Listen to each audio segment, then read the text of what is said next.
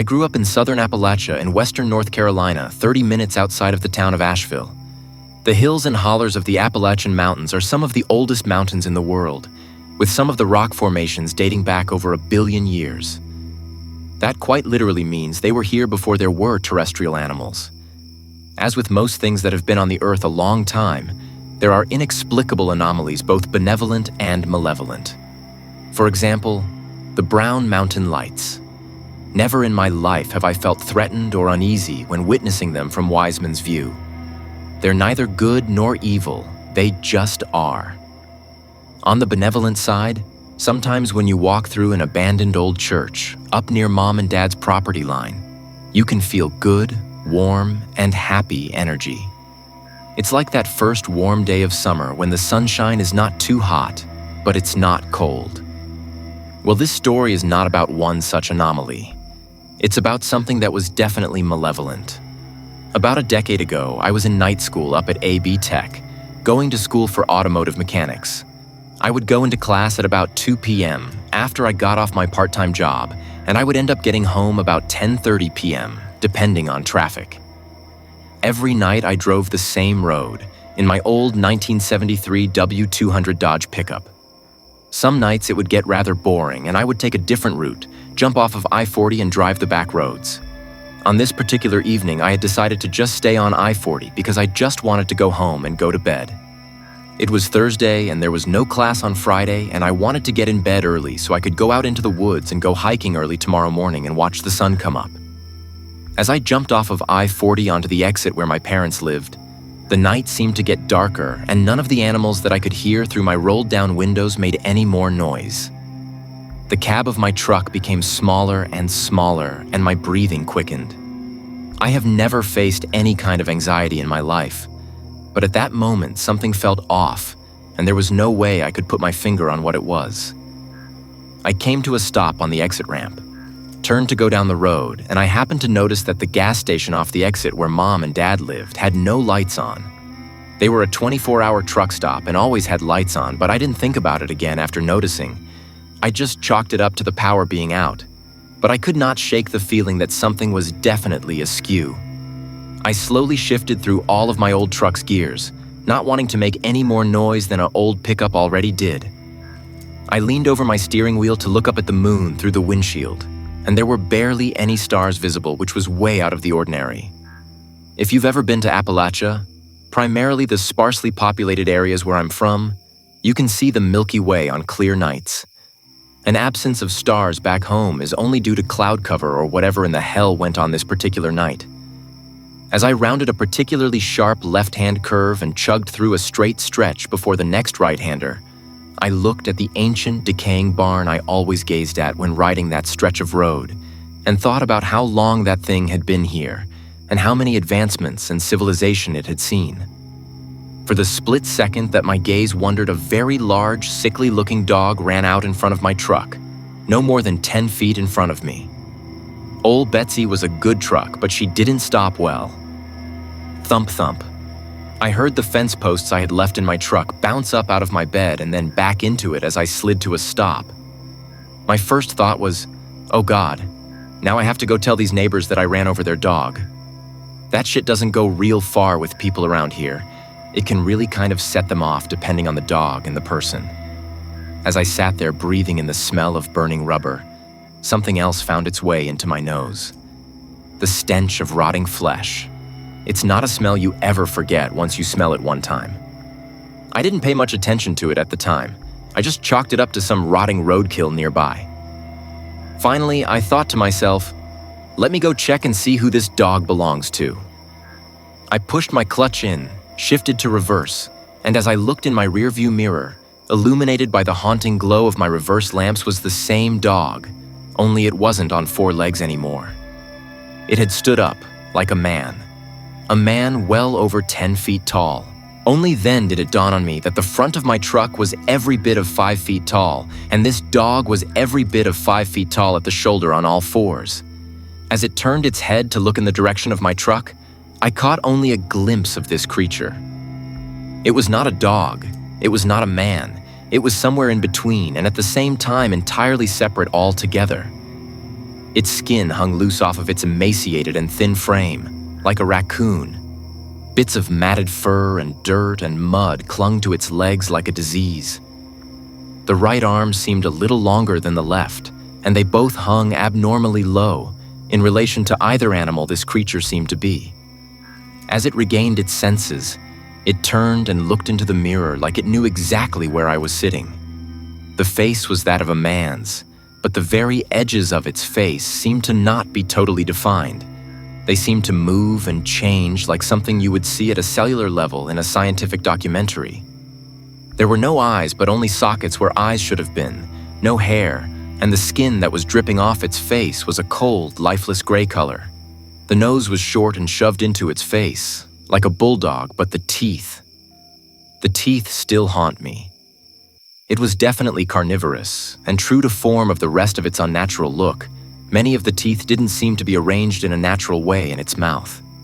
They seemed to fill and spill forth from the indefinable face, almost like they knew the horror they occupied, and they were searching for a way out.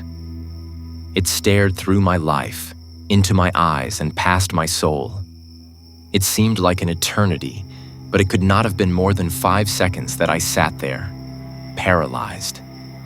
A light came on at the house next to the road, causing the creature to snap its gaze in that direction and tear off into the woods on its back 2 legs, like a man. I jammed my old truck in first gear and roasted tires all the way through first, snatched second gear and drove as fast as I could home. When I got to the house, both of my parents were asleep. I went downstairs into my bedroom and loaded every firearm I possessed and locked all of the doors. I couldn't wake them up. Who the fuck would believe that, and at 10:30 on a Thursday night? The basement was eerily quiet that night. Even their dogs that got up to raise hell at outside animals at all hours of the night were dead silent. The old post and beam house didn't even creak or pop that night, as was usual. At about 3 a.m., I started to finally get drowsy, and as I went to lay my head down to get some sleep so I could still attempt to go hiking the next morning, I smelled the stench of death again. It was faint at first, but it was definitely there. I thought to myself, "You're just going crazy, none of that shit was real." But as I dwelt on it, it became more and more noticeable until it filled the entire basement.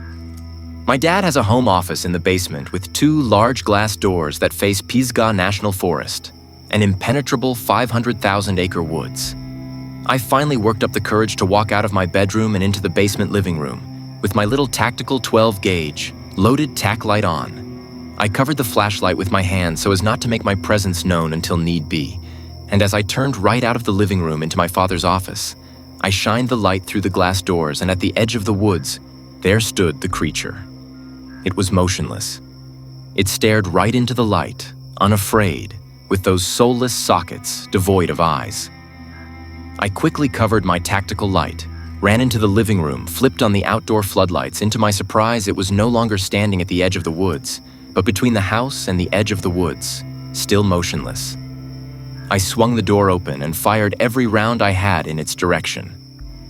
I must have scored a couple of hits because it screeched an unearthly scream, like that of a woman being slaughtered as it took off into the woods. The dogs went crazy. Mom and Dad woke up asking me what the hell I was doing.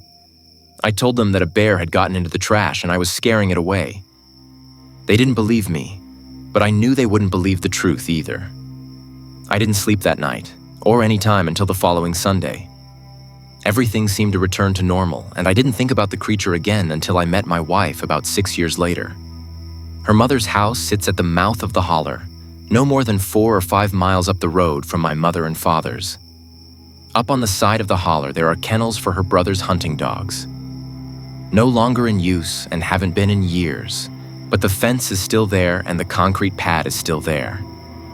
It's a thing of great use when you need to quarantine an animal. Her Great Pyrenees had gotten into a tussle with a raccoon, which of course he destroyed, but his rabies vaccination had lapsed, so we had to keep him quarantined for a time. It didn't bother him. He kind of likes solitude.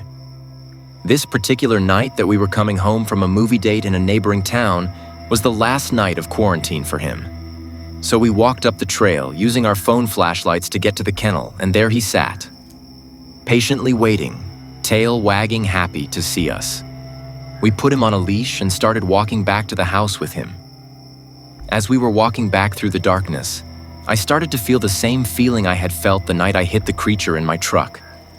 I didn't say anything so as not to alarm my wife, but then the smell came wafting in on the breeze. She jokingly asked me, "My God, what did you eat?" "You stink." I half-ass laughed, not being able to fully appreciate the joke for the horrors that raged within my mind. She immediately caught on and asked me what was wrong, to which I could only reply, "I'll tell you later." She grew up in the woods and around hunting and things of that nature her whole life, so she knew what I meant. She knew we were being watched by something. When we could see the lights of the house from the trail to the kennel, we heard it. There came barking from the kennel that sounded just like the Great Pyrenees we had on a leash next to us. It was a perfect imitation. The Pyrenees, being a guardian dog, immediately sensed that something was wrong, and so he turned to face the danger, belting out deep barks and growls in that direction. I don't know if you've ever had to drag a 150-pound dog, but it sucks and is no easy task. I'm 6 feet tall and 240 pounds, and it was all I could do to get him back to the house.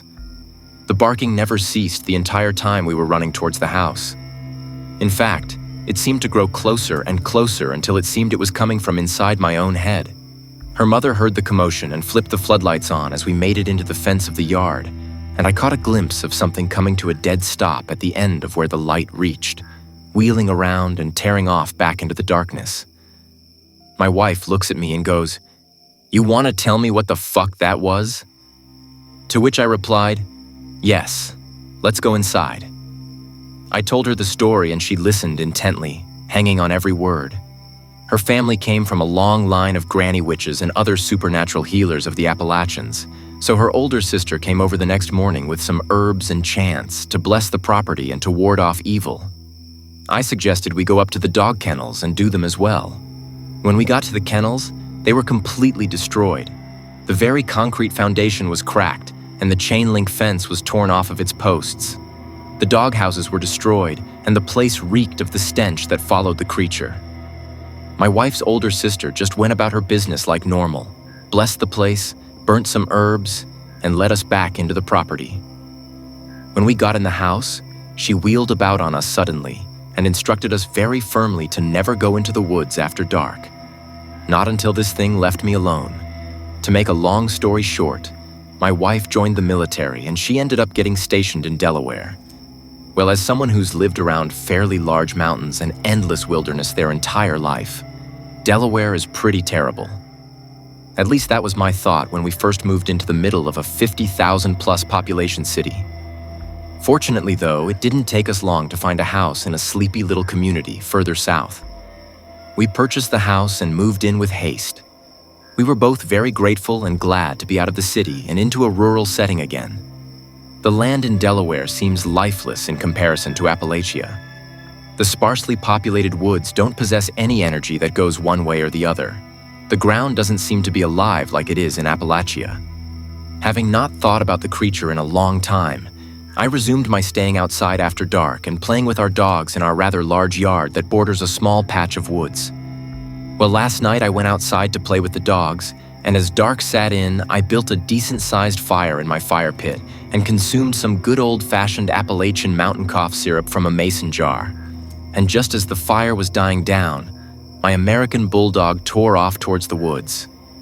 He has a habit of running off to go on adventures, so my immediate instinct was to chase him down in the yard and tackle him so he could not get away. As I tackled his 110-pound ass to the ground and threw him in a fireman's carry over my shoulders, I heard him begin to bark. Only the bark was not coming from him.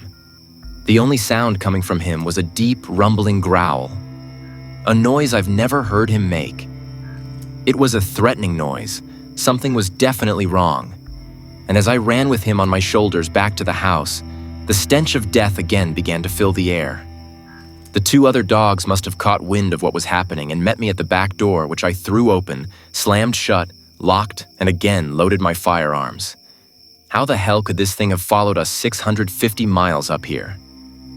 As I flipped my floodlights on at the back side of my house, Several of the bushes and small trees at the forest's edge were still shaking like something had just run through them. My dogs went crazy all night, barking and howling and attempting to get out the windows. I didn't sleep a bit, and I don't think I will for a while. I know for sure I won't be in the woods after dark ever again in my life. Not until this thing is gone.